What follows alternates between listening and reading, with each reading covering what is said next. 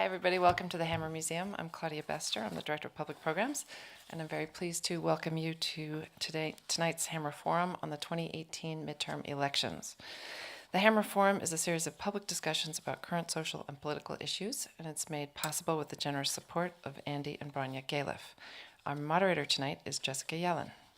Before we get started, I want to remind you all to please silence your cell phones, and please note that photography and videography are not permitted in the theater, except for the one journalist who does have permission. I also want to mention a few upcoming Hammer programs that you might be interested in. On October 17th, we'll have a discussion about capital punishment with Sister Helen Prejean, who's the nun who wrote Dead Man Walking, and she'll be in dialogue with the director Tim Robbins, who made the award-winning film Dead Man Walking. The discussion is in conjunction with our exhibition of artworks by Victor Hugo, and Victor Hugo was a lifelong activist against the death penalty. Then on November 1st, we're screening the documentary called Dark Money about the hidden funds that have flooded our election campaigns since the landmark Citizens United Supreme Court decision. Just a little reminder of what's at stake in the November 6th midterm election. Speaking of the November 6th midterm election, I want to remind you that you all have until October 22nd to register to vote in the state of California. And even if you don't register, you're still entitled to vote using a provisional ballot. So vote, vote, vote, vote, vote. And if you're under 18, you can pre-register to vote from 16 onwards. And then on your 18th birthday, you're already registered. So. And one more thing, for those of you who live in the area, I'm very pleased to announce that after years of trying, the Hammer Museum will now be a polling place for our local neighborhood. So, yeah. So if you're in the neighborhood district, please come by and vote, and we'll try and make it fun. It's always fun. One more upcoming program of note. On November 18th, noted constitutional scholars Erwin Chemerinsky and Devin Carbato will be at the Hammer speaking about Chemerinsky's new book, We the People, a progressive reading of the Constitution for the 21st century. That's going to be on a Sunday afternoon at 2 p.m., November 18th. So now on to tonight's program. We wanted to have an overview of what to look for in the November midterm elections. But of course, in the current news cycle, it's almost impossible to focus, so we will also be talking a little bit about events currently unfolding in DC as well. I'm going to introduce tonight's speakers, and then we'll forego remarks from the podium and jump right into the roundtable discussion. First, we have journalist Christina Bellantoni, who's worked as a reporter and editor for over 20 years, behind the camera as a producer, and in front of it as an analyst on national television. She's covered local, state, and federal government, along with 4 presidential campaigns and the White House. Bellantoni was also the assistant managing editor at the LA Times, where she created a politics project that increased coverage of the state's power centers and congressional delegation. Under her leadership, the California politics team expanded and earned statewide recognition for innovative coverage of politics and for hard-hitting sexual harassment investigations that prompted 2 assembly resignations and brought more transparency to the California state capitol. She joined the LA Times after spending 12 years as a journalist in D.C. She served as editor-in-chief of the Capitol Hill newspaper Roll Call until moving to LA in 2015. During her tenure, Roll Call's multimedia efforts expanded, traffic grew, and the organization won awards for various projects, including a State of the Union webcast and an accounting of the net worth of every member of Congress. Before taking over Roll Call, Bellantoni was the political editor at PBS NewsHour, where she oversaw presidential campaign coverage, stories on politics, the national immigration debate, Congress, the White House, and the Supreme Court. Professor Richard Hasen is the Chancellor's Professor of Law and Political Science at UC Irvine. He's a nationally recognized expert in election law and campaign finance regulation, as well as in the areas of legislation and statutory interpretation, remedies, and torts. He's co-author of leading case books in election law and remedies. He's the author of over 100 articles on election law issues published in journals including the Harvard Law Review, Stanford Law Review, and Supreme Court Review, and he was founding co-editor of the Election Law Journal. He was elected to the American Law Institute in 2009 and served as an advisor on their law reform project called Principles of Election Law, Resolution of Election Disputes. Professor Hasen was named one of the 100 most influential lawyers in America by the National Law Journal in 2013, and one of the top lawyers in California in 2005 and 2016 by the LA and San Francisco Daily Journal. His op-eds and commentaries have appeared in many publications, including the New York Times, the Washington Post, Politico, and Slate. Haston also writes the often-quoted election law blog, and his new book is The Justice of Contradictions, Antonin Scalia and the Politics of Disruption, which was published this year by Yale University Press. Shaniqua McClendon is the political director for Crooked Media, home of the popular podcast Pod Save America. At Crooked Media, McClendon led the creation of their midterm voter engagement program, Vote Save America. She's a graduate of the Harvard Kennedy School of Government, where she earned her master's in public policy. During her studies, she also worked at Facebook on their politics and government outreach team. Prior to graduate school, McClendon served in various capacities on Capitol Hill, starting as an intern in the Obama administration, and then was a staff assistant for Senator Kay Hagan, and went on to serve as legislative director for Congresswoman Alma S. Adams. McClendon did her undergraduate work in journalism and mass communications, as well as business administration at UNC Chapel Hill, where she decided to focus on policies that create economic parity and eliminate disparities for disadvantaged communities. More recently, she shifted her focus onto political and civic engagement to ensure that the best candidates become lawmakers who are equipped to improve our country. Today's moderator is Jessica Yellin. Yellin is the Emmy and Gracie Award-winning former chief White House correspondent for CNN. Yellin has covered Capitol Hill and domestic politics, state and national elections, the culture wars, and issues facing women in the workplace. Her first novel, Savage News, will be published by HarperCollins in spring 2019, and you can follow her reporting on Instagram at Jessica Yellin. So, now please join me in welcoming Jessica Yellin, Shaniqua McClendon, Rick Haston, and Christina Bellantoni.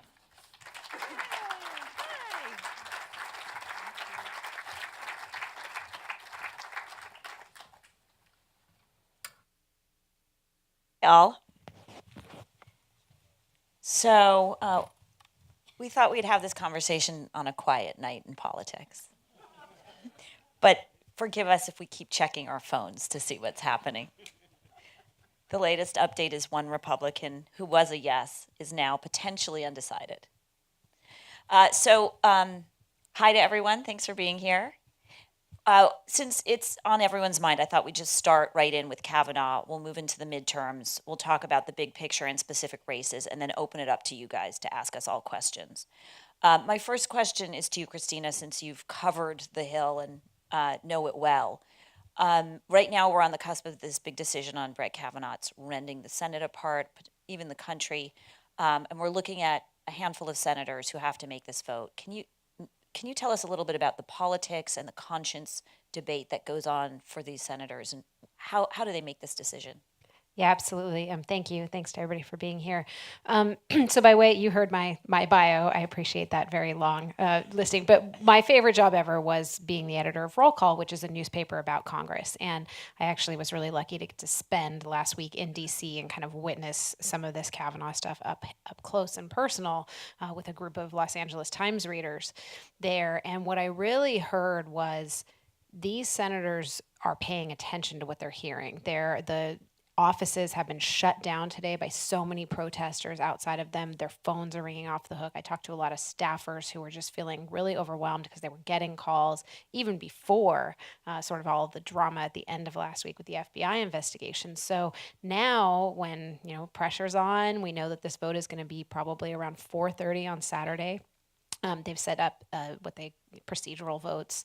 Basically, there will be one vote that will probably be party line, and then there will be a lot of speechifying, and then Saturday we'll have kind of a rare weekend vote. So senators are preparing to answer to their constituents. They are reading polls. Unfortunately, that's part of the ugly truth. And they also are hearing from people in their offices. We know that Cory Gardner tonight, he's a middle of the road Republican from Colorado who was able to win his seat in 2014, kind of the end of the Tea Party wave. He's the chairman of the Republican congressional arm on the Senate side. And we know that he met with rape survivors today instead of reviewing that FBI report. Now, that doesn't mean he's not going to review it, but that was what he spent part of his afternoon doing. That tells you a lot about, where people are getting their voices. We saw Senator Flake being, confronted by these women and really kind of gave him pause. So I think that they're really getting a lot of heavy emotional pressure right now. And there's also a lot of senators we haven't heard from. And I think that's what I'm keeping an eye out on. Like, are there some wild cards? Like, yes, we know the votes. Yes, we know there's people in red states or Republicans who represent blue states. But are there senators we haven't even talked about who probably are wavering a little bit? And they're What either about the gonna, Republican women? right. Joni Ernst has been one on my mind. She is a freshman, and she often is the one like the presiding officer in the chair because she's a junior person, and they give that role to the people that kind of, it's like a not a great role to have to sit there. So she's had to hear all of these speeches all week. And I just wonder, like, what is she thinking? There's plenty of others who haven't spoken up and aren't looked at as the swing votes. And really, it's about cover. If a couple are going to vote no and they're not going to be the deciding no vote, you might see several no's. And the same goes the other way around. If they're all going to vote yes, they're all going to vote yes. And so I think Mitch McConnell right now is probably making a lot of phone calls. His staff, are working very closely and are really playing this view of wanting to have Kavanaugh be the hero and the Democrats, having just started this firestorm for no reason and trying to make it seem as if it's irrelevant. Rick, against this backdrop tonight, Kavanaugh published an op-ed / apology note in the Wall Street Journal in which he explained his testimony as highly emotional because he was under the gun, but he'll be a very different kind of person as a judge, that he has this fine judicial temperament. Can you give us some insight into who's the audience for that and how important is it? Sure, and let me say as well, it's great to be back at the Hammer. I love this space and glad to have this conversation. I think the Kavanaugh nomination has gone through 3 stages. The first was kind of the expected ideological partisan fight. Is Kavanaugh too far to the right? What's he going to do about reproductive rights? And is that going to move the swing senators like Senator Susan Collins of Maine? That was stage 1. And there it looked like it was going to be a party line vote with maybe some of the red state Democrats like Joe Manchin and Joe Donnelly going along with the Republicans. Maybe Heidi Heitkamp. We now know that didn't happen. Stage 2 was the sexual misconduct allegations and the question of whether or not he was telling the truth or Dr. Ford was telling the truth, or what were the other allegations and were they true?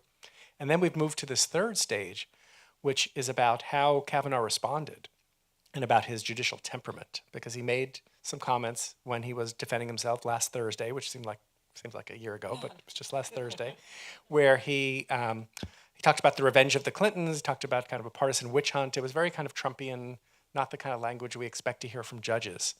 And I think it's this last third stage that has resonated with some people. You had pretty unprecedented 2,400 law professors signing a letter opposing Kavanaugh because of his temperament, not on the first issue, not on the second issue, but on the question of temperament. Justice Stevens today came out and said, I endorsed him, but no longer do because of his temperament. Can you pause on that a moment? How Sure. unusual is that? Well, Justice Stevens is retired, but even so, it's very unusual for the justices or the former justice to comment directly on politics and certainly on the role of who should be on the court. It was just a highly unusual moment. And so when Kavanaugh wrote his, I wouldn't call it an apology. Well, it was an apology for tone, but not an apology about anything related to the sexual misconduct or certainly about any of his positions.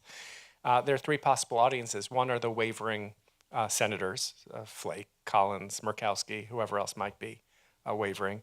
A second audience might be the general public, to convince them that he does have the temperament to be a judge. We don't normally expect to hear judges talking like this. The last thing I can think of close to this, well, there were the anti-Trump comments that Justice Ginsburg made, but before that it was Clarence Thomas in 1991 at his hearing when he was accused of sexual harassment and talked about a high-tech lynching of uppity blacks, I think was the statement he made. So there was that. So a second audience is kind of the general public. And the third, I think, is sort of the legal elites, including the law professors. You have to understand that Supreme Court justices are treated at law schools like gods, like kings and queens. They come, they sit down with the dean and have a conversation. They give these grand speeches, there are these fine dinners, they write articles and law reviews, and they're treated very well. And I can imagine that if any law school dean invited a Justice Kavanaugh to speak on campus, there would be tremendous protest. So he would not be able to serve as a normal justice, at least in that ceremonial sense. And it would, you can imagine the Supreme Court's oral arguments are not televised. But we have had, over the last few years, some occasional protests where people stand up and they're removed. I think if Judge Kavanaugh becomes Justice Kavanaugh, it's going to become a regular occurrence where members of the public come in and start yelling, just as we had it at the Senate hearings. You're going to have that at the Supreme Court. That alone is going to change the nature of the court. So there's a lot riding on this, and of course, there's the potential for impeachment, which we could talk about later. This is a potential for Democrats to do investigations if they take control of the House. So this is, even if he's confirmed on Saturday, which I guess is more likely than not now, but we don't know, it's not over. May I just add one little point to that, that National Law Journal, which recognized you as a fine lawyer, that you mentioned in your bio, I was just talking to a reporter who works there who has covered the court that Kavanaugh sits on currently, and said she was so surprised by his testimony Thursday because he conducts not only a very formal court, but she said he's always super pleasant and really formal and small c conservative about how he reacts with people in the courtroom, how he treats reporters. So that was really interesting to me because I hadn't followed anything in his career before, and seems to be a change. Well, tempers are high on Capitol Hill in general, not just his testimony, but as you referred to, these protests we've seen in the last few days. And I've read these protests and the reaction to them as kind of a microcosm of some of the divisions that are going on around the country. I know, Shaniqua, you worked on Capitol Hill a little bit, and I wonder if you'd be willing to explain a little bit about why it is that so many of these older senators are so offended and horrified that people would be there protesting. I watched Orrin Hatch tell a rape assault survivor who's yelling at him, "I'll talk to you when you grow up." And, they've been very offended that these protests are taking place. But can you describe a little bit about how it feels when you're there and how unusual this is? Yeah, this is definitely elevated to a level that I never saw while I was on Capitol Hill. But I did start on Capitol Hill in 2010, in August. So this is right before the 2010 election. The Tea Party hated my boss. I worked for Kay Hagan. So we got a lot of angry calls, but we never had a ton of people in our office. Once we had a group of dreamers bring a camera in because of the vote she took on the DREAM Act. But right now, people are very mad.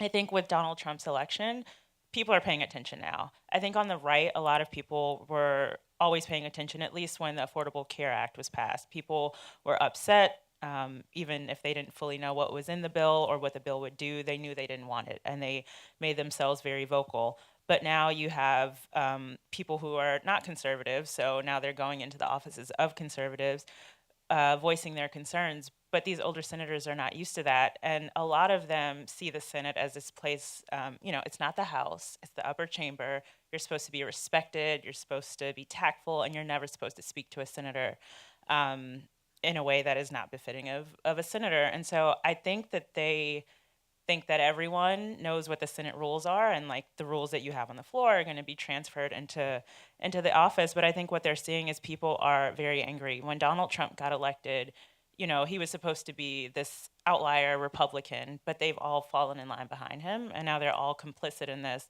And I think they've been complicit in a lot of this before Donald Trump came, but now that people kind of have a figure that they can point to, they're taking it out on these senators because they've advanced a lot of his policies. But this is very different from what I saw. And I think the other added layer of this is sexual assault is such, it's very serious, but it's also something a lot of women have dealt with. It's a very intimate thing. It's traumatic. And so I think to see the way that they have treated this entire situation, the, white male senators who are on the Republican side of the Judiciary Committee, it's hard to, even for me, it was hard to watch that hearing because I got so frustrated. And all of the women in my office were, two of our top people in the office are women. They sent an email around just if you need anything, let us know. But I don't think there's a true appreciation for what that specifically taps into. And I think you saw that today in the Hart office building with all of the women who showed up to protest Kavanaugh. Christina, can you give us just the actual procedural what happens now? Okay, this is a good test if I still am good at this. So they have something called cloture, which basically means we will proceed to consideration of, effectively. So it's a first vote, and it's almost always party line, where it's in the House, they have something that's called like the rule. And so, like Democrats will vote against it, Republicans will vote for it, depending on who's in charge. And it basically allows them to turn a clock on, and there has to be a certain amount of time to allow for debate until the final vote. So effectively, Mitch McConnell today filed some paper, it's like a paperwork, and makes a motion to have the cloture vote. I think it's tomorrow at 4:30, and then the clock starts, and that goes till Saturday at noon, something like that. It's like midday Saturday, but it can be disrupted, and sometimes if people can try to filibuster is not really a realistic term anymore, but people will hold the floor. There's people out of town. We know that one senator, Steve Daines from Montana, is actually not going to be there because his daughter is getting married on Saturday, and he was like, "Yes, I'm going to be at my daughter's wedding." And apparently he called Trump and apologized, but said, "Don't worry, this vote's going to be fine. You don't need me," which is kind of interesting because it's important to remember they need 50, and they've got Vice President Mike Pence as the tiebreaker. So hopefully he doesn't have any big plans on Saturday because they're going to need him. Could something crazy happen and the nomination gets pulled at the last minute? I mean, anything is possible. And I think, forgive me for being cynical, but I think a lot of senators see the way that Senator John McCain was really canonized for his last minute, middle of the night thumbs down, and what that really represented to the American people, how it was his legacy and his memorial service, which we all just saw. And I think people are aware of that. And even if they're voting, it doesn't matter if they're going to change their mind, but they want to grandstand a little bit on this. They want to give the speech that's going to be in the history books. They want to be the majority maker on something. And I thought you saw that a little bit on the committee hearings too. You have some people that are probably going to run for president, or at least are thinking about it, and they were really, that was on their mind as they asked those questions. And in a lot of ways, it's like the gross stuff about politics. But basically what you're saying is some of these speeches are pontificating, but then not followed up with a vote that's a risky vote. Yeah, I mean, or it could be either way, but either they want the cameras on them, even if they're not going to be the person that makes the decision. And just how does it get interrupted? Can a Democrat interrupt this process? I don't think so. Right. I think that the way that they've changed the rules on nominations, it's not like a bill on defense appropriations or something. You can't just put one, Ted Cruz shutting down the government that was basically, he was able to put a hold on things and then just saying, I'm not going to lift the hold. You can't do that on nominations the way that they have rules now. Okay. I want to get to the topic at hand, which is midterms. But just quickly, if you could, Rick, are there some major cases that will be heard by this court on which Kavanaugh would make be the decisive vote? Sure. So, for the last 11 years, what I've been doing is trying to figure out what Justice Kennedy had for breakfast. Because Justice Kennedy was what we call the swing voter. He didn't like that term. He said the cases swing. He doesn't. But Justice Kennedy voted with the conservatives something like 60% of the time or 70% of the time in the hot button cases. But he decided a lot of cases that liberals like Obergefell, which was the case recognizing same-sex couples have the right to marry. With Kennedy gone, if we get Kavanaugh, or even if we get another conservative justice, and we could talk about if Kavanaugh pulls out, whether they would have to work in the lame duck session after the election to potentially put someone on the court. If there's another conservative on the court, then John Roberts becomes the new, I don't want to call him a swing justice because he's not going to swing, the new median justice. And the only thing that might temper what John Roberts would do, remember John Roberts in the Citizens United majority, in the Shelby County versus Holder majority, that was the case striking down a key part of the Voting Rights Act. He was in the dissent in the same-sex marriage cases. He's not a swing vote, but he's in the middle. But he has a very strong institutional interest, and I can't stop thinking that he's been cringing for the last 2 weeks watching what's been happening with these hearings and what it's going to mean for his court. He's going to be in the middle. But what does it mean if Roberts is in the middle? Well, you may remember a couple of years ago, there was a case called Whole Women's Health, which was a case about abortion restrictions in Texas. And the Supreme Court, a 5-4 vote, held that those restrictions were unconstitutional. Well, just last week, the United States Court of Appeals for the Fifth Circuit, same court that hears Texas cases, heard a case out of Louisiana. Louisiana passed essentially identical law, and the Fifth Circuit said, oh, this is just fine. Why? Because they know that Kennedy's gone. So this case is not on the docket yet. It will be. Partisan gerrymandering, which is an area that I cover a lot. Last year, we thought Justice Kennedy, who was the swing justice who had not decided in 14 years what to do about this and kept asking litigants to come back and talk about what the standard should be. They punted at the end of the term, but there's a case out of North Carolina where a lower court said that North Carolina engaged in a partisan gerrymander. That case is before the court. It's up on what's called non-discretionary review, meaning the court has to take that case. Kavanaugh could be the fifth vote to put the nail in the coffin for federal courts policing partisan gerrymandering. There are going to be cases about the environment. There are going to be cases about affirmative action. There are already a number of those cases working their way through the courts. Union rights, we saw a big union case last year. All of these things are coming up, and with John Roberts in the middle of the court, we're going to think about what he had for breakfast, but it's a very different menu. It's a much more conservative menu than what Justice Kennedy did. So I wrote a piece in 2016 saying that the future of the Supreme Court, this is before Justice Scalia was gone, I said the Supreme Court is the most important civil rights issue of our time because so many of our civil rights depend upon what the court says. And there was really this asymmetry. People on the right are very interested and care about the composition of the Supreme Court. People on the left did not. And so a big question that I have is whether this Kavanaugh hearing is the harbinger of a change in how people on the left look at the Supreme Court, or whether this is ephemeral and related to the particular questions about whether Kavanaugh was telling the truth and whether he engaged in sexual misconduct. So I think we have to see, but the court's own legitimacy is in question, and that's the one thing that might cause, for example, Chief Justice Roberts not to overturn Roe versus Wade, but to kill it with 1,000 cuts because it will help to promote the legitimacy of the court. So it doesn't look like it's just coming in and overturning lots and lots of precedents. Shaniqua, you have the best view into the local races and what's really energizing people. And I'm curious, given what Rick brought up, do you have any sense how much this hearing and the prospect of a Kavanaugh court is moving midterm voters? Yeah, so here in California, I mean, both senators are Democrats, and senators are who decides who's on the Supreme Court. But there are 7 districts in California that Republicans hold them, but Hillary Clinton won those districts. And Katie Porter and Katie Hill are in 2 of those districts, Katie Hill in the 25th district and Katie Porter in the 45th. And there are a lot of women volunteering on their campaigns. Part of the Vote Save America program that we built, the main focus of it are, 8 races in California, one of them not as competitive as the other 7. But we just have seen a tremendous amount of volunteers come through the program that we've put together. Across the country, I think we've had close to 4,000 people sign up for volunteer shifts, but most of those volunteer shifts are in California.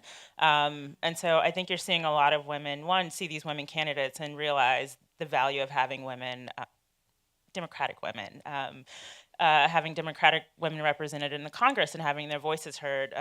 Unfortunately, they don't get to change that dynamic when it comes to the Senate, but having more women present in Congress at all will change the conversation around a lot of these issues. And I think particularly here in California, you have a lot of college-educated white women. And I think that is very different from what you're seeing in the South, where a lot of those women are okay with what's going on with Kavanaugh.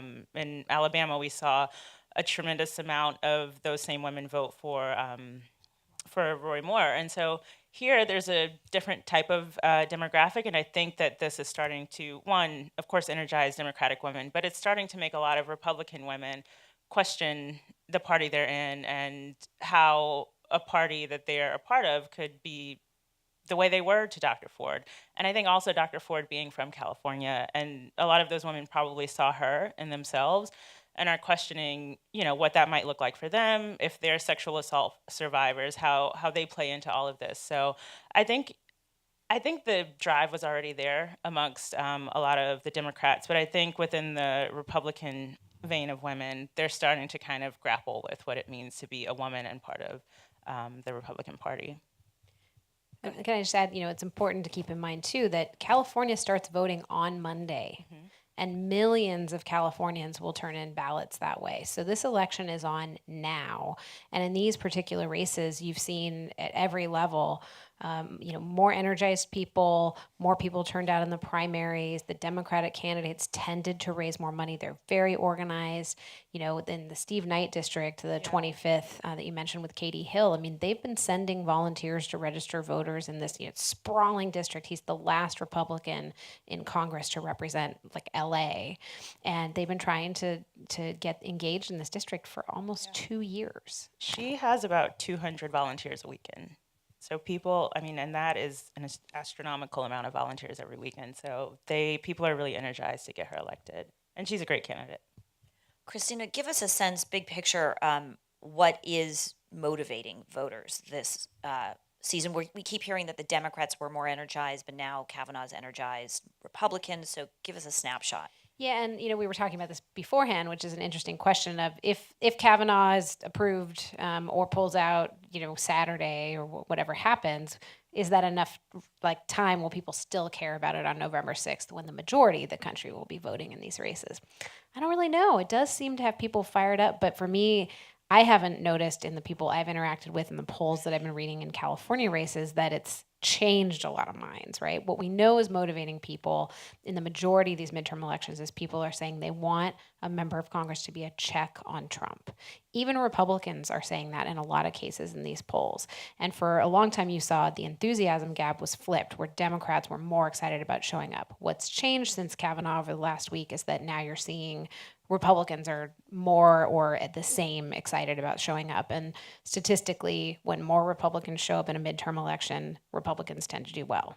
That's just one of the things that has traditionally happened. But I say that with all bets are off, man. I was so wrong in 2016. I cannot predict how this is going to go. We know that the candidates are completely different levels of experience than we saw in 2006, which was the first wave I covered when the Democrats were able to take things over. Those candidates were known to their communities. They were county sheriffs and prosecutors and mayors and state senators.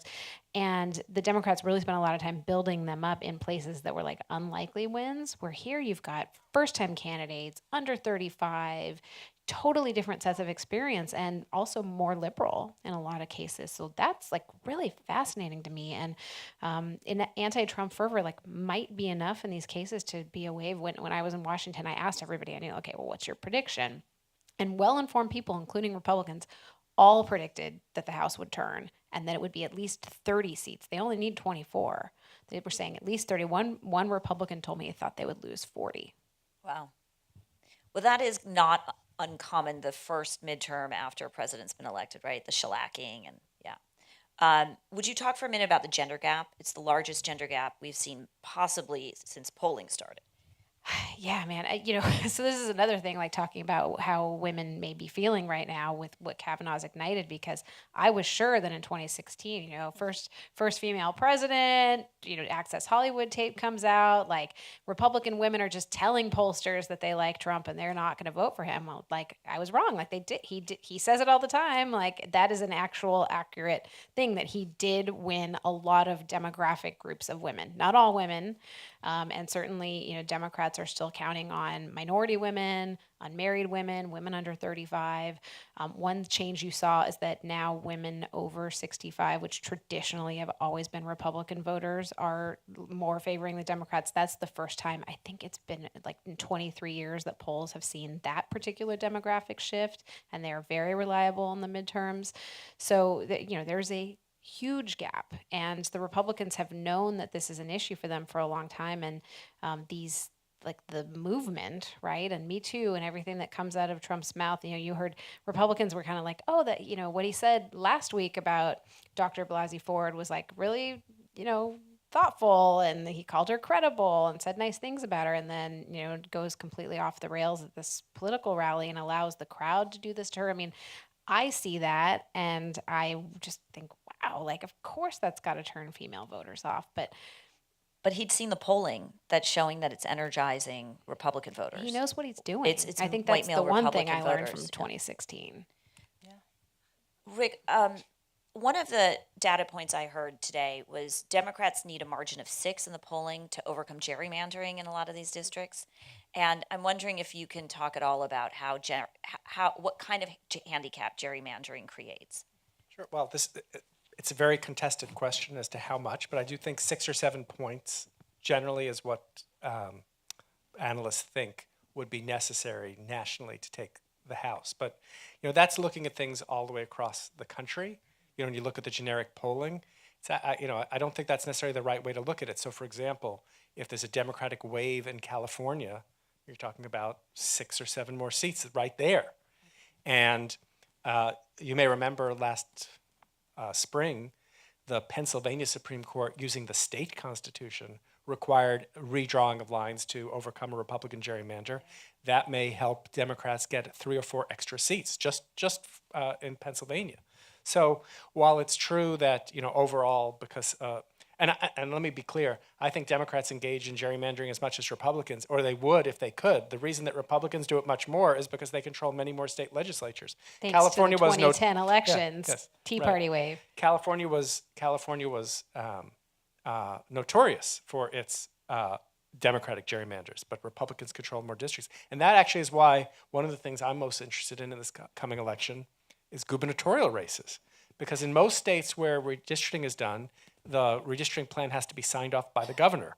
So if you end up with places with Democratic governors, then they could block a redistricting plan passed by a Republican legislature. If you have divided government, sometimes you don't get a plan, the courts have to draw a plan, but court plans are never as gerrymandered as what a legislature would come up with. I'd say this North Carolina case, the courts found that North Carolina's congressional districts were a racial gerrymander, so they said, redraw the lines. North Carolina is essentially a 50-50 state, and so the Republican legislature drew the line so that 10 of the 13 districts were safe Republican districts, and they asked David Lewis, who was the legislative leader, why in a 50-50 state did you draw 10 of 13 districts as Republican districts? He said, because I couldn't figure out how to draw an 11th. This North Carolina case with that quote is the one that's up before the Supreme Court. And so if the U.S. Supreme Court says this is just fine, then we're going to see maximum gerrymandering in as many states as there are where there's unified control of government and that government gets to draw the lines, as opposed to, as in California, redistricting commissions. And one last point, this is really a little arcane, but super important. 2 years ago, there was a case that the Supreme Court heard out of Arizona, where the Arizona legislature, which had its redistricting power taken away, argued that for the purpose of congressional districting, only the state legislature has the power to draw congressional districts. You can't have a commission do it. And it went to the Supreme Court, and this was a question about what the Constitution says about who gets to draw the lines. And the court divided 5-4 and said that you can have a commission established by an initiative. Justice Kennedy was in the majority. The dissent was the strongest dissent I've read by John Roberts. And so Michigan has a redistricting initiative on the ballot in this election coming up. It looks like it's going to pass. Looks like there's going to be a Democratic wave in Michigan state elections, at least if the polling is correct. That's also likely to pass. It's going to be challenged by the Republican legislature. There may be a Justice Kavanaugh or a Justice Barrett or so, and so they may reverse that case, which would mean that you couldn't even use redistricting commissions for congressional elections. And that's like a sleeper issue, but it's a hugely important issue. I would just add on to that one about so I'm from North Carolina, and when I started on the Hill, we had 7 Democrats and 6 Republicans, but then after redistricting, we have 3 Democrats and 10 Republicans. But one thing I would add on the gerrymandering and redistricting ballot initiatives. There are statewide ballot initiatives on a few states' ballots to put independent redistricting commissions in place. So that is another area that voters actually have direct impact over who draws their district. And just, At least for now. I- So the court takes it away. I'm assuming all of you here like care enough about this thing that we're talking about that you're already registered to vote. You're going to vote on Monday, and like we don't have to remind you how important it is to vote. But if any of your friends who live in North Carolina or Texas or Kansas or anywhere are like, hey, really, my vote doesn't matter, who cares? Please remind them that their vote matters at every level. And when people always complain about the redistricting issue, I remind them about 2010 and how low voter turnout was. And that's one reason all of those state legislatures flipped. It started in 2010, it continued in 2014, and also from ballot initiatives, think in California, if you don't like that long list of ballot initiatives, that is a direct consequence of low voter turnout because they only have to collect enough signatures, the guys standing outside of the Safeway when you leave, to put something on the ballot. They base it on a percentage of the eligible vote that turned out. So the more people that show up, the harder it is for people to just put all these things on the ballot. And, it's like everything has a little consequence that keeps going. A quick plug. If you go to votesaveamerica.com, you can go to your state. Next week on Tuesday, you'll be able to pull up your ballot and research your candidates, but you'll also be able to research your statewide ballot initiatives, and we've tried to put them in layman terms so people can understand them. Yeah. Shanika, would you give us a sense of what other issues are energizing the vote? We know that there's Kavanaugh. To what extent are people voting based on just their opinion of Trump? Is healthcare mattering? Is it taxes? What do you hear out there? So all of those things. So Republicans thought that the tax bill would poll well, would do well, would drive people out to vote. But I think that, one, people are smarter than that. They know whether or not their paycheck increased. And I think Democrats finally did a decent job on messaging that bill was not good for everyone. Something we talked about backstage is trade. And so Trump's trade war is definitely affecting people who voted for him, and not in an indirect way. People are losing their jobs. There are small business owners who are having to cut production. And I saw a news. I think I was watching MSNBC, and they were talking to, I think, a farmer who, whatever his product was, he wasn't able to export at the same rate because of the tariffs. And he was still really nice about it, but he just said, I really just wish Donald Trump knew what impact his actions are having on us. I'm sure if he knew that this would happen, he wouldn't do this to us. So, I'm not convinced that they'll vote against him, at least not now in the midterms when they can vote Republican or Democrat. But by the time we get to the general election, maybe they'll start to feel that more. And just adding on to the point I made about ballot initiatives, there are four states who are voting to expand Medicaid. And that's been an effort by a few national groups who are basically trying to go around conservative legislatures and push progressive policies through ballot initiatives. So I actually spoke with a group today. They are working on expanding Medicaid and raising the minimum wage ballot initiatives. And they said that they have data that a lot of people turn out for those ballot initiatives because someone knows that if they are able to directly vote on increasing their wage or directly vote on having access to health care, that matters more to them than voting for a candidate. I was just going to add about California, the gas tax repeal, which Republicans spent a lot of money to get on the ballot. And I know that in the Katie Porter, Mimi Walters race, Mimi Walters running on the gas tax, even though that's a state issue. But apparently Republicans have not been putting money into promoting repeal. You're not seeing those ads on TV. Every time I turn on the TV, it's an ad about the kidney dialysis initiative. DeVita's not very happy, apparently. We get to see, thanks to California's campaign disclosure laws, we get to see who's funding those ads right on the ads, which I think is very useful. You should always look at who's funding those ads. You can see it. It must be printed on there. But gas tax repeal was supposed to be the thing that Republicans were going to run on in the state, and I'm not seeing it. Maybe the media is not hitting me. Yeah, in the Central Valley, it is definitely one of the things. We used to talk about these two Central Valley Republicans, David Valadao and Jeff Denham, as being vulnerable, and they've dropped off almost everybody's list in part because of the gas tax issue, because they think that that's going to be enough. And that was when all these things are linked, right? Majority Leader Kevin McCarthy wants to be the next Speaker of the House. He made sure that ballot initiative got on the ballot. He made sure that Donald Trump endorsed John Cox so that you didn't have two Democrats at the top of the gubernatorial ticket to suppress Republican turnout. So the tax issue and having a Republican candidate for governor is going to drive more Republicans in this state. In all likelihood, Gavin Newsom is going to be the next governor of California, and that's going to create a whole other set of things. And I'm guessing that court is going to see a lot of stuff that's coming from California even more. But these are issues. One other thing I'll just point out too, on election night, if it's a huge wave, we'll know early. I've talked to people that say, if you watch Kentucky, it's the first state that closes at 8 p.m. Eastern time. So that's, when we're all getting off work. You might have a good sense. Like if Republicans are losing there, if they're losing in New Jersey, like, okay, this is going to be a wave. California takes forever to count votes, in part because it's so lenient with how it allows people to vote. You can postmark your ballot by election day, and if they get it by the Friday after the election, they will count it. There were millions of outstanding votes left in 2016 for more than a week, and sometimes more than 2 weeks in some of these, if they're really tightly contested races. So we may not actually know who controls the House on November 7th. Oh, God. Something to look forward to. Good for the news business, though. I know, that's true. Good point. Shaniqua, you're going to hate me for asking this, but one of the big criticisms of the Democratic Party in 2016 was that they didn't have a proactive message. It's one of the criticisms of the current leadership of the Democratic Party on Capitol Hill right now. I'm curious, since you see what's going on the ground, can you summarize, what is the Democrats' message on the ground to their voters? I could not tell you what the Democrats. No, it's okay. But that's part of the problem.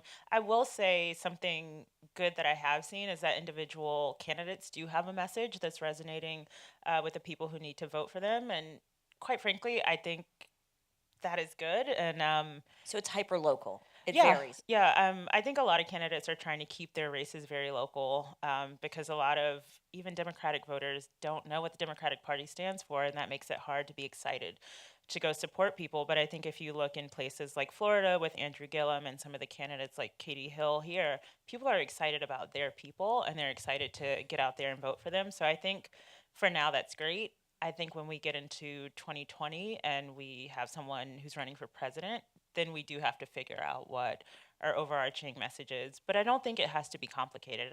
I don't think you have to figure out, how am I going to talk to Black women specifically, and then how am I going to talk to white women in the South. If you're just trying to get your base out, I think you can use. Now, granted, you'll have to tailor it, but I don't think you have to talk about completely different things, because I think at the end of the day, everyone cares about the same things. They want their families to be in a good place, so they need a job to do that. People want good schools for their children. I don't think you have to have completely different messages to reach different people. And it can't just be anti-Trump. That is the thing we heard from voter after voter after voter. Clinton did have policies and plans, and she was offering proposals for America, but people didn't hear it because all they heard was her saying he's terrible, he's a misogynist, right? All those things. And particularly in my new role at USC Annenberg teaching journalism, I talk to people under 23 all the time, and many of them just chose not to show up, and not just from California, from many of these swing states, because they were like, ick, all she was bashing the other guy, and it just turned me off. I want to come back and do some specific races, but I don't want to miss the opportunity to just ask Rick, because this is a big topic. If the Democrats do take the House, they're going to start some investigations. Let's imagine that Kavanaugh gets on the court. One thing they've already promised, some have, is that there will be investigation into him.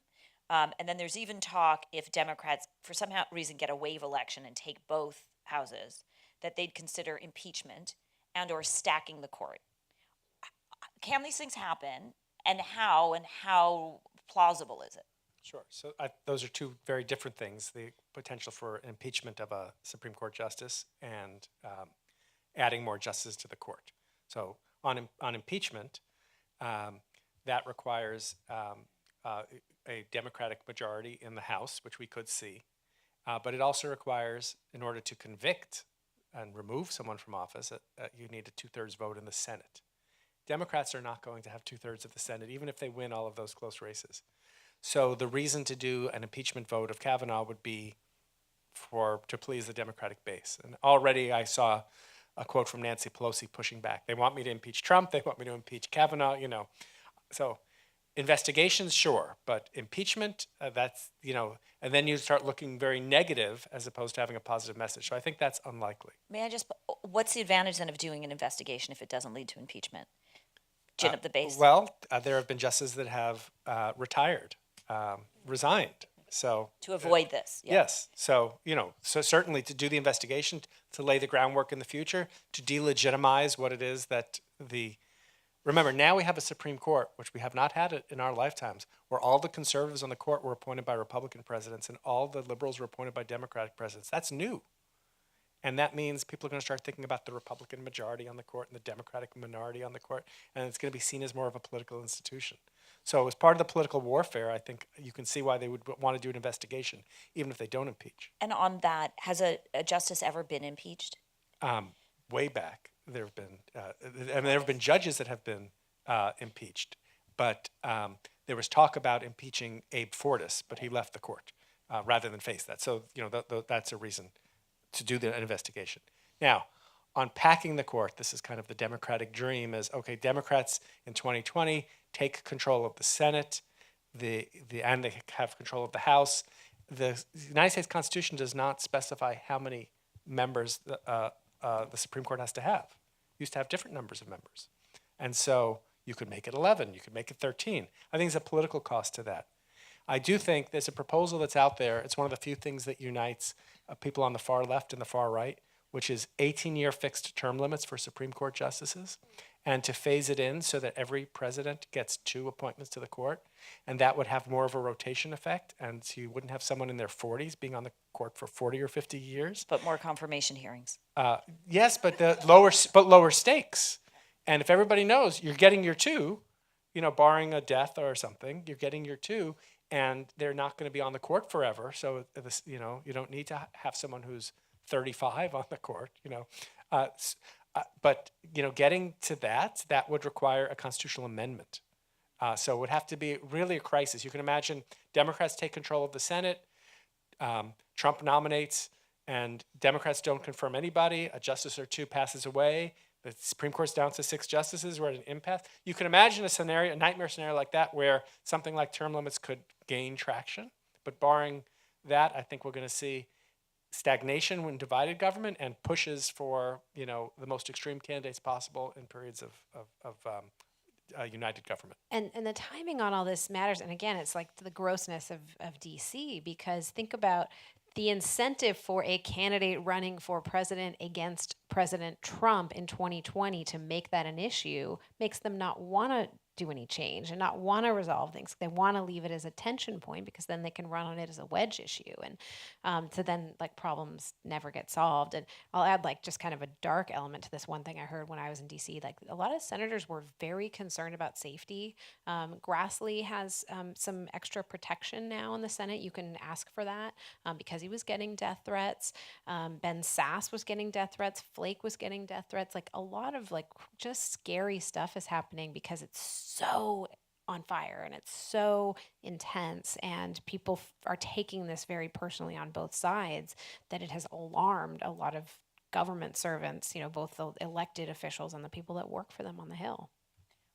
Rick, to the kind of dead-enderness we're seeing in DC right now, where people just pushing it all the way. There's this idea been floated by the White House that should Kavanaugh fail, they won't name someone else, so that you'd have a divided court 4-4 all the way up to the 2020 election, creating a scenario in which the court becomes the issue that they're rallying people around for the election. I'm curious what that does to the cases that go before the court. Well, I think that's extremely unlikely. I think what would happen is the moment that Kavanaugh's out, they will strategize and they will nominate someone else from that short list, and then they will start the process so that this will become an issue. If you want to have a conservative Supreme Court, come out and vote and keep the Senate red, and then potentially in the lame duck session after the election, even if Democrats take control, the Republicans could potentially, if they have Collins and Murkowski and Flake, they could push through a candidate. So I think that's the most likely. When the Supreme Court is 4-4, this is what we know happens. Number one, they take fewer hot button cases. Number two, when they take the hot button cases, they try and decide them in narrow ways so that they're not dividing 4-4. In those cases where they do divide 4-4, they don't create precedent, and whatever the lower court did stands. It's not a very tenable thing for long term. Some people think it's good because that disempowers the Supreme Court. But if you want a functioning body, we've talked about how dysfunctional Congress is. You don't want another branch of government that's dysfunctional. 4-4 makes it hard to get things done on those most partisan issues. And the biggest danger of that is lack of uniformity. So you could have one court saying this immigration law is unconstitutional, and another court says this immigration law is constitutional, and we only have one immigration law for the country, and we expect to have a Supreme Court to resolve it. If you have So what do you do then? Well, so I think what happens is the pressure is so much on the Supreme Court to resolve it that they find a way to get around it. I think the justices are really, they do care about the institution, all of them, and they would find a way to do something. There's at least enough of them that would. I would just add on, as you said, when the court is split, a lot of lower court decisions will stand. But Trump's been able to get a lot of lower court nominees through, so he'll just kind of get to push his agenda that way. Not just his agenda, the Republican agenda that way. Let's talk about some specific races. So can you talk us through two of the races that you guys are following most closely here in California? Yeah. Well, yeah. As I mentioned, we're following 8 here. One of them is Devin Nunes and Andrew Jans in the 22nd district. The guys really don't like Devin Nunes, so that's why he's on our list. I mean, he'll probably win, but the Jans campaign has not gotten support really from anyone. I think not that we count as some real entity in the Democratic Party, but I think we're like the only ones even talking about them. But as I mentioned, Katie Hill's race, she's a great candidate. It's just a lot of interesting dynamics. She identifies as part of the LGBTQ community, and Stephen Knight has been very anti-LGBTQ. His father helped create Prop 8, I believe, and he has a gay brother who he is estranged from because he got married during the Prop 8 vote. It's just like a lot of interesting dynamics there. But on top of that, Katie Hill is just, if you ever meet her in person, like she really connects with folks well. She's pretty young. I think she's like 31 or 2. And Vice News has been doing a documentary on her, which is really worth, you get to know her pretty well. And I'm sure what you guys are doing is great too. Yeah. She was on we had a show last week that she was on. So also Katie Porter. So she's going up against Mimi Walters, which is a district that Democrats in the 45th district that Democrats have been eyeing for a while. I guess up and down the 10th district. I'll just go through them. The 10th district, 21st, 22nd. The one that everyone's most excited about is the 48th district. With Dana Rohrabacher, who has been called Putin's favorite congressman. And so Democrats have been trying for a very long time to get him out and feel like they have a good chance. The primary with Harley Ruda, and now I'm forgetting who he ended up being kind of toe-to-toe with. Also an R. Hans. Yeah.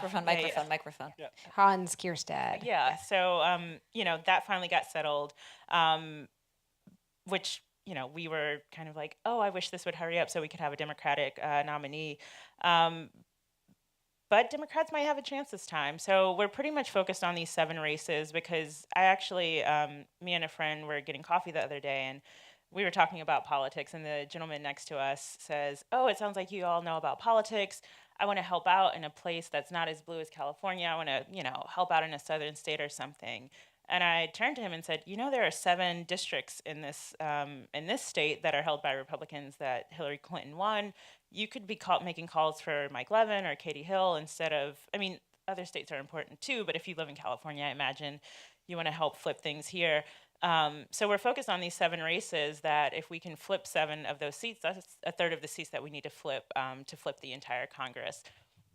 And I'll just add, that is the great list, and there's lots of good reporting coming from you guys. The LA Times is doing great stuff too, but the best opportunity for people to win a seat is when it's an open seat, right? Mm-hmm. So there's been 2 retirements. You mentioned Mike Levin is the candidate in the 49th which Mike Daryl Issa retired from, and he's running against a woman named Diane Harkey, who it's that thing I was talking about with experience. Levin is not as well known in the community as Harkey. She's a woman. She's got that. She's kind of distanced herself from Trump a little bit. But then the race we're following the closest, the students at USC Annenberg, is the 39th, which is Ed Royce has retired, open seat. It's a majority minority district, meaning a majority of people are not white in the voting population. And you've got Young Kim, who was Ed Royce's chief of staff for a long time. She's known in her community. She's a Republican running against Gil Cisneros, who one of the reasons he has become a philanthropist is because he won like a giant lottery check, maybe like 10 years ago. And he's really become devoted to philanthropy and helping his community, but he's not as well known as she is. And like that race is so interesting to me. And there's all of these just kind of weird gender dynamics and race dynamics. And Joe Biden was out there standing with Gil Cisneros just today at a rally in Fullerton. So there's just so much interest in these races. And that's, why you saw former President Obama out here. Yeah, and with Ed Royce, with Daryl Issa, he barely won. He barely won in 2016, and Ed Royce decided not to run because he thought he would lose this cycle. So those are two really, really good opportunities for Democrats because the Republicans kind of saw the writing on the wall. I think it's interesting that we're talking so much, and you see so much in the news about these congressional races. What we're not talking about is the Senate race, because we have two Democrats running, an incumbent who is far ahead in the polls, but because of our top two, no Democratic candidate. And even the governor's race seems pretty lopsided in terms of spending, in terms of, there's so many more Democrats than Republicans and Democratic-leaning no party preference voters that doesn't look like a competitive race. And so at a time when California could be kind of sleepy, I think you're seeing the kind of energy being put into these congressional races. I've never seen anything like this in California before, where congressional races are so hotly contested. And one thing, just kind of a sad thing about democracy, you're going to see one debate for the gubernatorial race. Does anybody know when that is or where it is? Oh, good. So you're engaged voters. Wow. Monday morning. On the radio. KQED at 10 a.m. They're doing it as part of Forum, which is the show, but they're soliciting questions on Twitter. But that is, it was going to be a CNN debate, and then they argued about that, and they pulled out. The LA Times was trying to host a debate at length, never could get it to work. And, that's sad for California. We really should have a bigger opportunity to hear from these candidates. And Feinstein has the perfect excuse now to not be home for a debate. Nobody's going to be like, why aren't you campaigning here when she's doing this very important issue? And the guy she's running against, State Senator Kevin De Leon, who represents LA, he has no money. I'm in his district, a state Senate district. He sent me a mailer about his legislative accomplishments that was paid for from his state Senate office. He has not spent any money from his Senate campaign because he doesn't have any. And I shouldn't say any. I haven't actually looked at the campaign finance report, but it's very limited compared to what Senator Feinstein has. And even though she's taken some heat, the issue is just gone away for them. So it won't be a competitive race. And the other one that interests me, going back to the congressional race, is Duncan Hunter, who's under a cloud of indicted, yeah. criminal suspicion, and he's ahead in his race. Yeah, although barely. There was a new poll out today that showed it was much closer. And that's a huge Trump district. I think Trump won by 20 points plus. It wasn't until he got indicted that race even got on folks' radar, or became more competitive, rather. Let me just defend voters who are going to vote for someone under indictment, because, no, really, because we've seen it with both Democrats and Republicans. And you have Senator Menendez, who, was... a hung jury, and then they dropped some of the charges. And so if you're a hardcore Republican in Duncan Hunter's district, it would be rational to vote for Hunter. And if he's removed, then there's going to be a special election. You get another Republican in there as opposed to a Democrat. So, I think it's very common. Also because people don't, innocent until proven guilty. But we have a long history in this country of electing people under indictment. So it's just kind of it's the American way. Wait, in Florida, there's a candidate, very sadly, a Democratic nominee. She died suddenly, and so she's still on the ballot. And a local party committee is choosing a replacement, but you will have to vote for the person who is not alive to be able to choose the Democrat. It's a competitive race. Election law is weird. It's going to be an interesting one to follow. Okay, I thought we'd take it to questions from the audience, and we have somebody who has a microphone, so let them bring the microphone to you. And we're going to look at Twitter and see if anything has happened in the Senate in the last. Hi. This is wonderful. But what I wanted to ask was what you haven't talked about is if the Democrats do take control of Congress, and we haven't seen this for probably 20 years, investigations, and there was a time that I remember a long ago where people that were running congressional committees had a tremendous amount of power, and they had to negotiate with the president and with the Senate in order to get things passed. We don't have investigations anymore, at least we haven't for the last several years. So what's your feeling about if Democrats do take over and the Democrats do have the ability to have investigations of changing things around, especially if the Supreme Court becomes so conservative that they can overturn those kinds of decisions with legislation? Any legislation would still have to go through the Senate, which they haven't gotten rid of 60 votes for cloture for legislation yet. So it would be hard for them to just overturn things that the Supreme Court does. But as far as investigations in general, I think absolutely once we have the House that Democrats are going to hold investigations. I think for a long time, Democrats have been trying to be PC and, play by the rules, but it's become very clear that there are no rules, and the least we can do is investigate wrongdoing we see. Not from obviously it's partisan, but it's not, like the Benghazi hearings. I think that, and I'm being partisan now, I guess, but I think Democrats would be well within their right to start investigating Trump in the way that Republicans are not honestly doing right now. So I think they would definitely take the opportunity to do that. And if they don't, I think their base will go crazy. There's also a published list of inquiries that the Democrats are requesting right now that will be launched the minute they take over the House. You can see them, subpoena Trump's tax returns. I don't know if that's something the White House could contest and take The to Republicans the court. had a list too, Right. that they were scared the Democrats. But I did see that Republicans are now starting to run on, look at what Democrats are trying to do with Kavanaugh. If Democrats come in, it's going to be, they're going to try and block Trump at every turn. The fact is, though, that if you end up with a Democratic Congress and a Republican Senate and a Republican president, and you're going to have budgets passed, we're going to either have a lot of gridlock or there's going to be compromise. And, often it's the president that has to be the one to broker that compromise. And given that this president is not a world-class negotiator, it's a question of who's going to take the lead on this. Is it going to be Chuck and Nancy with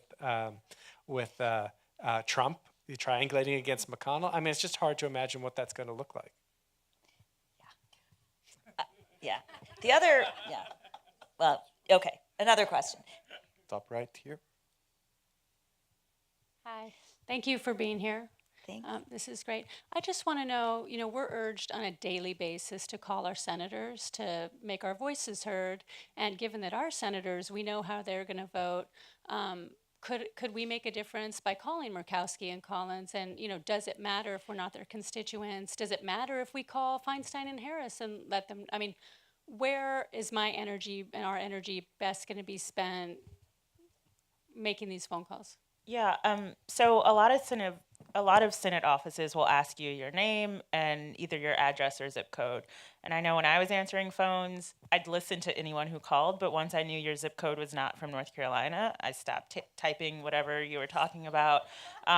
Because quite frankly, my boss didn't really, if you can't vote for her, there's not a huge concern to, this sounds harsh, but to hear what people outside of the state have to say.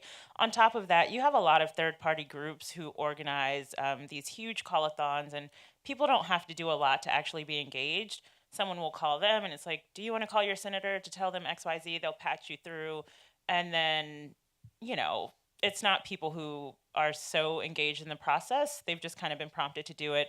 And then you have people, I'm from North Carolina. We had a ton of people from California calling us, and the political dynamics in North Carolina are very different. I think that people should understand what different types of Democrats have to go through. Something that I used to always tell people is call the leadership offices. I'm not sure how many constituent calls they actually get. They probably don't want them, but just bombard the leadership offices. These people do represent their constituents, but they also technically are driving whatever the party is doing. And I also think it's really nice to let your senators know that they're doing a good job. Those were the calls we never got, but when we did get them, they meant a lot. And you could relay that to your boss so that they'll keep doing whatever the good thing is that they're doing.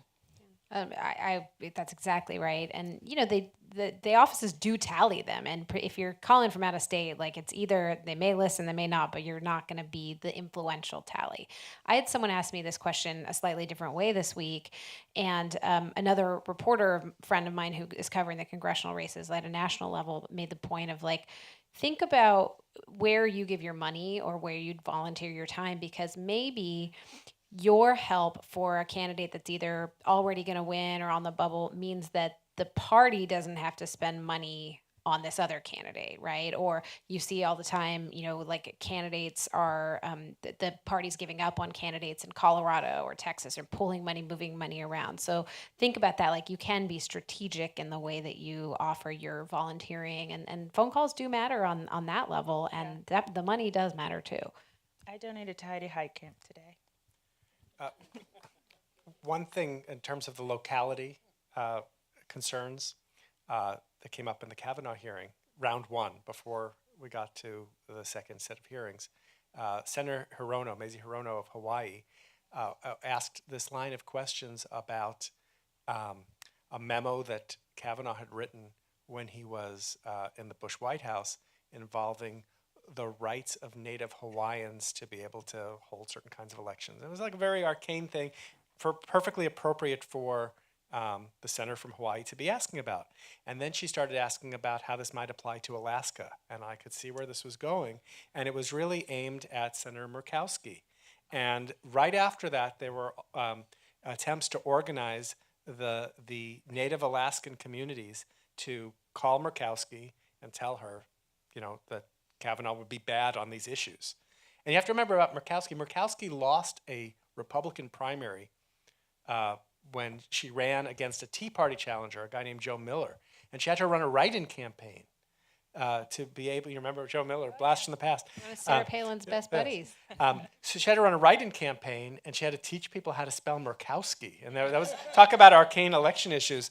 What if someone misspells Murkowski? Do you still count that vote? There have been a number of law review articles written on the Murkowski problem. But Murkowski is independent, and she really cares about Alaska. So, that alone might be something that could be swaying her into when she's thinking about how she's going to vote. Not the kind of thing you would think, not about, reproductive rights or about judicial tone, but something completely Alaskan. Other questions?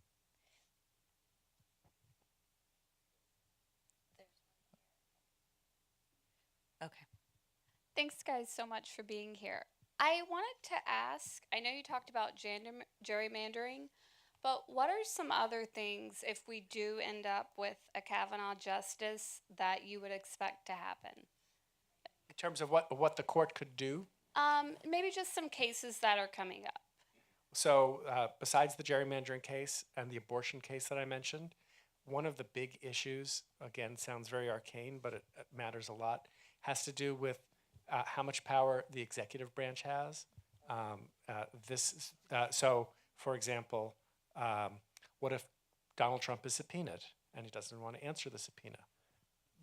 That could be before the court. And Kavanaugh was asked, would you recuse on a question like that? And he said, no, I'm not going to decide whether or not I'm going to recuse right now. Pretty clearly he's not going to. So there are those kind of issues, but there are also issues related to Congress passes a law and it delegates to administrative agencies like the Environmental Protection Agency how it's supposed to run the department and what the rules are supposed to be. There's kind of a line of attacks on this, and it could be that the Supreme Court's going to take away some of the power of administrative agencies to be able to create rules, all of these things would shift power between the legislative branch and the executive branch. Again, the kind of things that, it may not be front page news like, you're reading about, an abortion decision, but they really could affect the power in the United States. But power of labor unions, environmental protection, immigration, the next travel ban, all of these things, the way that we've somehow constituted our democracy is that every major question gets before the Supreme Court. And one that's inevitably going back to the Supreme Court that Justice Kennedy again punted on last year. Remember the Masterpiece Cake case? Mm-hmm. This is about the clash between LGBT rights and religious liberties. That's a huge issue. That's an issue where I don't expect the Supreme Court's going to reverse the Obergefell decision on the rights of same-sex couples to marry, but it would not surprise me to see other kinds of laws, like about adoption or about being able to discriminate in serving people, providing services to them on the basis of sexual orientation discrimination. That's a huge issue that's coming back to the court within the next year or two. Other questions? Hi, thank you. I want to thank all of you. It's been wonderful. I have a two-part question. So my first question is about youth and feeling disenfranchised. I think if you look at this audience, it kind of speaks to it. And maybe I'm very interested in hearing from you guys as to what you think would be compelling. What are the compelling factors that might help energize a youth vote? So that's part one.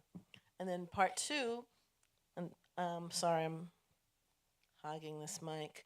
I know about Frank Luntz and the Republican Party and this idea of like messaging and having this consistent language. And I feel like consistent language really helps. Just this evening alone, and I'm sorry, I don't know your names, but one of you was referring to Kavanaugh in terms of sexual assault, and the other was referring to Kavanaugh as sexual misconduct. And I read those two things very differently. And I was wondering, might the Democrats align on language? No. Thank you. That's simple. What was it, Will Rogers, who said, I said I don't belong to any organized party, I'm a Democrat? Right. Exactly. They'd like to. So the whole focus of, or a big part of the focus of Vote Save America is to get young people to vote. And it is surprisingly hard. As someone who, when I graduated from college, I went to go intern at the White House. Politics was just very interesting to me. I felt like voting was just, I don't know, it was like breathing. You were supposed to do it. But we've spoken with some folks in PR who work with YouTubers, which I didn't even know that was such a big industry. But, she told us, she said, I know you're sitting here with your degrees and you vote all the time and this is important to you. But you have to make this feel like they're missing out on the most fun thing in the world. And I will not say that we have cracked that code yet, but we are trying to make a lot of our content and a lot of the message that we're pushing out very engaging. The other piece of it is a lot of young people don't think that their vote matters. They think that regardless of how I vote, things will turn out the same. And so even with the Supreme Court confirmation going on right now, I still don't think a lot of young people see how that relates to them. So I don't think there's a silver bullet quite yet on how you get these folks, how you get young people engaged. But I do think that if you continue to let them know what the stakes are, and especially on the My Vote Doesn't Matter, there are so many, we've done a lot of research in getting all this together. There's so many races that came down to like one vote, or they were tied, or just in last year in Virginia, the state house or the House of Delegates election that ended up being tied, and they pulled a name out of a hat to decide who won. And so instead of having an evenly split House, Republicans were able to hold on to a one-seat majority. So we're trying to get that message out, but it is very hard. But in the least, it has to be packaged in something nice and fun. So we're trying our best. And on the sexual assault misconduct thing, I don't know. I think that it comes with maybe what people have experienced in their own life, and just kind of wanting to really elevate which is which. I'll just add to that. One stat I tell every young person that says that to me is Bernie Sanders won his first race to become mayor in Vermont, of Burlington, Vermont, by 10 votes. You know, and that was, again, it was like a primary, or I can't remember which race it was, but like he would not be a thing, which he was the youth candidate, don't forget, in 2016, which is hilarious. You know, because you can directly trace that. And then the other thing, I had a lot of millennials on my staff at the LA Times, and one of them said something so poignant to me that I won't ever forget of, you know, he said, my experience in politics, the first time I paid attention to anything, I watched the Supreme Court decide who was president of the United States. So he started it from a cynical point of view. And he said the reason he couldn't support Hillary Clinton is because he didn't like that she wasn't always for gay marriage. And there's something that, you know, now interacting with all of these college students, I see like there's a sense, particularly in California, of like rights that have been entitled to a broad, diverse group of people that they feel as if they've always had them, and people always felt the same way. And I said to him, look, show me a Democrat who was for gay marriage besides Gavin Newsom before 2010. It didn't happen, you know, and even later than that with Biden kind of forcing it with the Obama White House. So these are recent changes, and I think that they need to be engaged on like stimulating and making it fun, but also like they're kind of grossed out by politics, and they have every right to be. I just want to mention the other side of the coin in terms of youth voting, which is that we're starting to see in a number of states efforts to make it harder for youth to vote. So for example, in Texas, where you need a voter ID, well, a concealed weapons permit, that's a valid ID, but a student ID is not. And there have been states, for example, like in Maine, in New Hampshire, they're trying to make it harder for college students to be able to vote and to establish residency at their college campuses. And so there's now been a new wave of litigation, and it's actually arguing that some of these laws violate the 26th Amendment, which gives 18-year-olds the right to vote. So we have a whole new set of cases. Now, to come up to the Roberts Court, I don't know what's going to happen, but in terms of recognizing new rights, but we're seeing a lot of litigation now because the youth vote tends to favor Democrats, and some of these are Republican states that see a political advantage. And let me just say, that's, again, equal opportunity. California has made it much easier for young people to register, like pre-registration. It's no coincidence that Democrats expect to benefit from that. Okay, I think it's time. Do you guys have one last message? One of you want to tell people, because they're watching at home to live stream, how to register to vote if they don't already know? I'm going to plug our website again. If you go to votesaveamerica.com, you enter your email address, and as soon as you hit enter, it prompts you, it asks you if you're registered to vote. And if you're, if you say yes, it'll encourage you to make sure, because there are some states that are purging voters off the rolls. So you want to make sure that you're registered so that you can vote. And if you're not registered, you can register on the site. And again, starting on Tuesday, starting next week, you'll be able to go to the site and type in your address, pull up your ballot, and research your candidates and ballot initiatives all in one space. You'll be able to save your ballot. You can print it or save it to your phone, so you can take it into the voting booth, and you've already done your research before then. That's amazing. Wow. It's taken a lot of That's work, but all we wanted free to for make it. people? Oh yeah, it's absolutely free. And yeah, so we just wanted to make it easy. A lot of the feedback we've heard specifically about young people and why they don't vote, it's confusing, it's hard. We've tried to make it as easy as possible so that folks will go do it. One of the problems is young people today don't know how to use stamps when they have to return their absentee ballots. So I'm not kidding. This has been They will still take it. The Postal Service will still mail it. You can also register on Instagram at I am a voter, just at I am a voter. And it'll link you right through. Well, this has been really lovely. You guys are great compatriots up here. I'm glad that everybody out here is so energized. Hopefully you all know somebody you can get out to vote who is on the bubble. If you can get one more person out, that makes a difference. So thanks very much, and thanks to everyone. Thank you. Good job.